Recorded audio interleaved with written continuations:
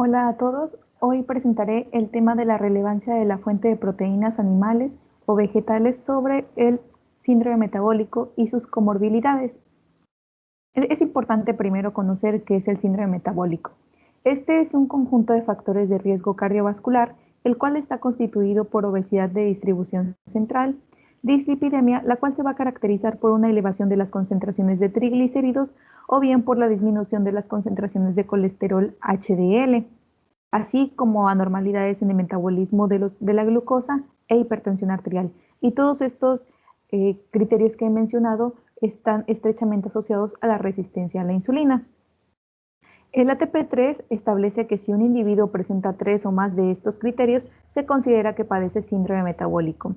Y los criterios y valores establecidos son obesidad central cuando la circunferencia de cintura es mayor a 102 centímetros en hombres o mayor a 88 centímetros en mujeres, alteración en el metabolismo de carbohidratos al presentar glucosa en ayunas mayor a 110 miligramos sobre decilitros, triglicéridos mayores a 150 miligramos sobre decilitros, presión arterial cuando esta es mayor a 130 sobre 85 milímetros de mercurio y colesterol HDL cuando es menor a 40 miligramos sobre decilitro en hombres y menor a 50 miligramos sobre decilitro en mujeres. Las encuestas en los últimos años han mostrado una prevalencia al alza de los componentes del síndrome metabólico. En México, la encuesta nacional de salud y nutrición en salud 2018 mostró una prevalencia de hipertensión arterial de 18.4%, de diabetes de 10.3% y de colesterol y triglicéridos elevados de 19.5%. Podemos observar claramente un aumento en la población que los padece cuando lo comparamos con los resultados de ENSANUD 2012. Fernández en el 2016 reportó que el 25% de la población adulta mundial presenta síndrome metabólico. Es por eso que resulta importante tener alternativas no farmacológicas para el tratamiento del síndrome metabólico, en donde están los compuestos bioactivos, y podríamos caracterizar que las proteínas son parte de los compuestos bioactivos, y estos representan a unas de las principales componentes de los alimentos. Estas son macromoléculas, las cuales son complejas desde los puntos de vista físico y funcional y van a desempeñar distintas funciones en nuestro organismo que son de importancia crucial. Eh, las proteínas son largas cadenas de aminoácidos, pero también tenemos a los péptidos bioactivos, los cuales van a estar formados por 2 a 15 residuos de aminoácidos y su producción la podemos obtener de acuerdo al procesamiento industrial de alimentos o bien durante la digestión gastrointestinal. Pero ¿cuáles son las actividades que estos péptidos bioactivos van a ejercer? Estos son antimicrobianos, pueden ser opiáceos, antioxidantes, antihipercolesterolémicos, antitrombóticos, antihipertensivos, hipoglucemiantes, etc. Y la actividad biológica que estos péptidos bioactivos presenten, esta va a estar relacionada según la composición y la secuencia de aminoácidos que los compongan. Ahora, hay distintas fuentes de proteína. Esta puede ser de origen animal. En las de origen animal podemos encontrar a la carne, al pescado, huevos, lácteos, entre otros, por lo que hemos sugerido 3 subtemas distintos. Uno de ellos es el efecto del consumo de proteína de origen animal en el metabolismo de la glucosa, el efecto del consumo de proteína de origen animal en el metabolismo de los lípidos y el efecto del consumo de proteína de origen animal en la presión arterial. Estos mismos subtemas están también en las proteínas de origen vegetal, pero ¿cuáles son estas o dónde podemos obtener estas? Pueden estar presentes en legumbres como las lentejas, los garbanzos, habas, frijoles, etc. En los cereales como el arroz, trigo, maíz, avena, amaranto, entre otros, y en frutos secos como los cacahuates, nueces, almendras y demás. Se han sugerido distintos mecanismos de acción por los cuales la glucosa en sangre puede verse disminuida cuando hay la presencia o el consumo de la proteína de origen animal o el estudio del mismo. En NASRI colaboradores en el 2015 investigaron el efecto terapéutico de las proteínas musculares del pez gobio sin digerir y sus hidrolizados en ratas alimentadas con una dieta alta en grasas y alta en fructosa. Ellos encontraron que las ratas que fueron administradas con los hidrolizados observaron una disminución significativa en sus niveles de glucosa en sangre y también se vio disminuida la actividad de la alfa-amilasa. Sin embargo, en aquellas que tuvieron el tratamiento de las proteínas musculares del pez enteras o intactas, no disminuyeron los valores de glucosa en sangre. Esto ellos pueden asociarlo debido a las diferencias en la longitud, en la cadena y en la secuencia de aminoácidos de los péptidos utilizados. En el 2010 se evaluó el efecto del consumo de proteína de suero de leche y su hidrolizado sobre las concentraciones de glucosa e insulina en sangre en adultos jóvenes, quienes presentaban un estado de salud normal u óptimo. En este estudio encontraron que la proteína de suero de leche en cantidades pequeñas y cuando es consumida antes de una comida reduce los niveles postprandiales de glucosa en sangre, así como la ingesta de alimentos. A diferencia del estudio que acabo de mencionar de Narri y colaboradores, en este estudio encontraron el efecto mayor en la proteína y no en el hidrolizado. Incluso los investigadores mencionan que los mecanismos no insulinotrópicos requieren la estimulación que surge de la digestión de las proteínas intactas. En cuanto al efecto que pueden tener las proteínas de origen animal en el perfil de lípidos, encontramos el trabajo de Ransvik y colaboradores en el 2013, quienes evaluaron el efecto del hidrolizado de proteína de krill en el metabolismo de lípidos y ácidos biliares en ratones. Ellos encontraron que en los ratones que fueron suplementados con la proteína de krill aumentó el catabolismo de ácidos grasos hepáticos a medida que se incrementó la actividad del gen diana PPAR alfa CPT2. Lo que de acuerdo a lo que se ha informado, PPAR alfa induce genes que codifican enzimas implicadas en la oxidación de ácidos grasos mitocondriales, por lo que la regulación con este hidrolizado de los ácidos biliares puede poseer la capacidad de modular la oxidación de ácidos grasos hepáticos, reduciendo así la concentración de triglicéridos en plasma. En el 2012 se determinaron los efectos del hidrolizado de garbanzo, de albúmina de garbanzo, sobre el perfil de lípidos de ratones alimentados con una dieta alta en grasas. Aquí lo que hicieron es que tenían distintos grupos de estudio, pero uno fue de dieta normal, otro fue alimentado con una dieta alta en grasas, y los otros 3 grupos restantes fueron alimentados con la dieta alta en grasas, pero obtuvieron distintas dosis de dicho hidrolizado, una dosis baja, media y alta. Y de acuerdo a la dosis que ellos obtuvieron fue como aumentó la disminución de los triglicéridos. Esto fue algo dependiente de la dosis. También de acuerdo al consumo o a la administración de este tipo de dietas, se vieron aumentados los niveles de colesterol LDL. Y la disminución de los mismos fue de acuerdo también a la dosis. En este caso, la dosis alta fue la que obtuvo una disminución mayor del colesterol LDL, lo cual esta mejora puede adjudicarse a que el metabolismo del colesterol esto surgió a través de los receptores hepáticos o bien que podría estar relacionado con el aumento de la actividad de la lipoproteína lipasa o una combinación de las mismas. Ahora, en cuanto a la presión arterial y a la función de la proteína de origen animal, regularmente se han hecho estudios in vitro en donde se busca la identificación de inhibidores de la enzima convertidora de angiotensina.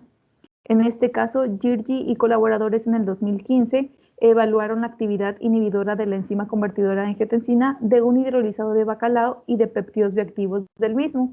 Ellos encontraron que efectivamente el péptido fue el que redujo la presión arterial dentro de las primeras 2 horas a partir de la administración oral y que se mantuvo hasta después de 24 horas.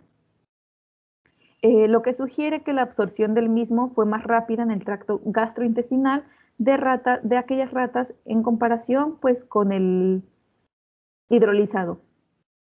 En el 2016 se evaluó el efecto de un hidrolizado de clara de huevo en ratas espontáneamente hipertensas. Eran 3 grupos de estudio, el grupo control y 2 grupos que tenían una dosis baja y alta de este hidrolizado. A pesar de que ambas dosis llevaron a una disminución en los valores de la presión arterial e incluso a ser menores que los del grupo control, la reducción solo fue significativa en aquellas ratas que fueron administradas con la dosis alta, y esto podría asociarse con una vasodilatación ex vivo mejorada que redujo el estrés oxidativo debido a que las ratas espontáneamente hipertensas muestran vasodilatación deteriorada. Ahora ya en cuanto a la proteína de origen vegetal, encontramos en los estudios o mecanismos que se han relacionado para la glucosa en ayunas, aquel elaborado por González y colaboradores en el 2018, quienes investigaron in vitro el efecto de los péptidos de germinado de soya en la inhibición de la DPP4, la alfa-amilasa y la alfa-glucosidasa. Encontraron que aquellos péptidos mayores a 10 kilodaltons son eficaces para inhibir la enzima DPP4 y que los péptidos menores a 5 mostraron una mejor inhibición de las enzimas alfa-amilasas y alfa-glucosidasas, y aquellos entre 5 y 10 en algunas ocasiones llegaban a mostrar ambos efectos. Aquí se puede verificar que de acuerdo al tamaño de los péptidos es que nosotros podemos encontrar distintos mecanismos que puedan reducir la glucosa en ayunas. Hernández y colaboradores en el 2020, ellos evaluaron el efecto del consumo de concentrado de proteína de frijol y harina cocida de frijol. Encontraron una reducción significativa en los niveles de triglicéridos en los grupos suplementados con ambos compuestos, además de concentraciones de glucosa e insulina más bajas en comparación con el grupo control. La diferencia entre estos grupos fue que en el caso de aquellos que fueron alimentados con el concentrado de proteína de frijol, encontraron mejores resultados en cuanto a una pérdida de grasa mayor y un aumento en la masa magra en comparación con el otro grupo. En el 2019 se estudió la eficacia de un decapéptido de un hidrolizado de proteína de papa obtenido con alcalasa en ratones machos inducidos a diabetes. Esto fue a través de streptozotocina. Aquí los animales que fueron administrados con APPH se vio que se vieron regulados los niveles de glucosa en sangre y también hubo un efecto en los niveles de hemoglobina glucosilada, triglicéridos y colesterol total. Por lo que se puede sugerir que la PPH puede ayudar no solamente a la glucosa en ayunas, sino también en algunos componentes del perfil de lípidos.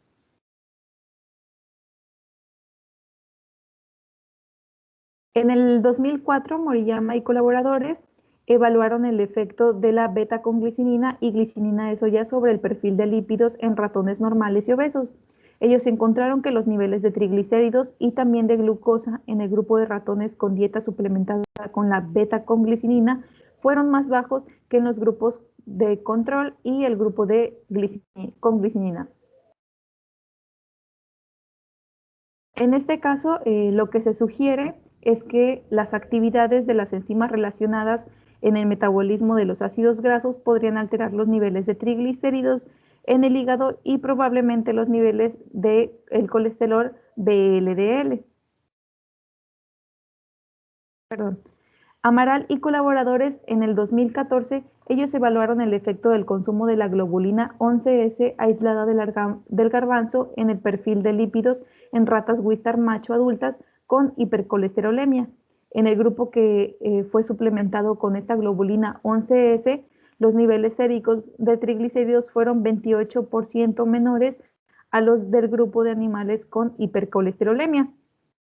Aquí podemos analizar que la globulina 11S, esta podría estar involucrada en el metabolismo de los triglicéridos, lo que podría atribuirse a los posibles efectos reguladores de esta fracción en el factor de transcripción de la proteína de unión al elemento regulador de esterol 1, que se encuentra asociado con genes implicados en la biosíntesis de ácidos grasos.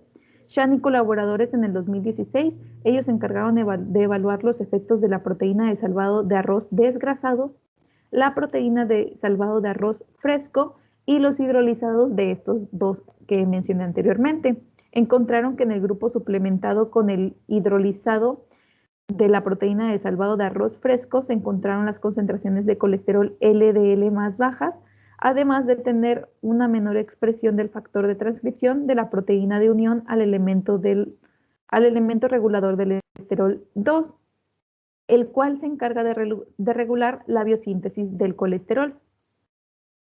En cuanto a la proteína vegetal, pero en este caso ya a la presión arterial, tenemos que en el 2010 se realizó un trabajo para caracterizar las proteínas presentes en las lentejas rojas, obteniendo distintas fracciones como albúminas, legúminas y bisilinas. Sin embargo, la legumina fue la que mostró una mayor actividad en comparación con las otras fracciones. Y como he venido mencionando, pues esto pudo deberse a la composición peptídica particular o a su mayor contenido proteico. García y colaboradores en el 2014, ellos evaluaron distintas proteasas a diferentes tiempos de hidrólisis con el objetivo de obtener hidrolizados multifuncionales a partir de concentrados proteicos de lenteja. Ellos encontraron que el hidrolizado producido por la proteasa sabinasa después de 2 horas de hidrólisis mostró la mayor actividad inhibidora de la enzima convertidora de angiotensina y también actividad antioxidante.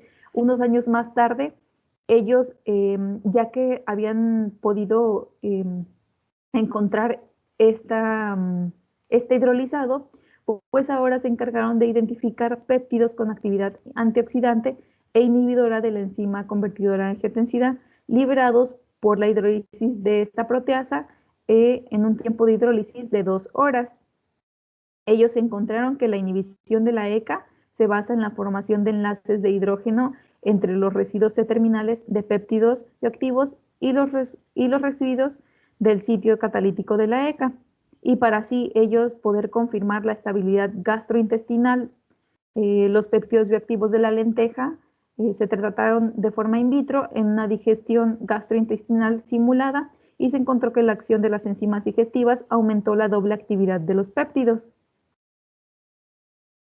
Finalmente, como conclusiones, tenemos que el síndrome metabólico actualmente va en aumento en un porcentaje alarmante en la sociedad. Sin embargo, los fármacos que están siendo utilizados para el tratamiento de este padecimiento y de sus comorbilidades tienen a largo plazo una serie de efectos secundarios perjudiciales para la salud, por lo que actualmente se está demostrando que los péptidos bioactivos, ya sean estos de fuente de origen animal o vegetal, pueden ser una actividad alternativa en el tratamiento del síndrome metabólico y de sus comorbilidades, debido a que los mecanismos de acción aún no están del todo elucidados. Es por eso que se sugiere que haya un aumento en las investigaciones, ya sea en modelos in vitro o in vivo, en cuanto a este tipo de péptidos o proteínas, para poder así encontrar aquellas alternativas que permitan que se disminuyan aquellos efectos secundarios. ¿Están las referencias bibliográficas? Gracias.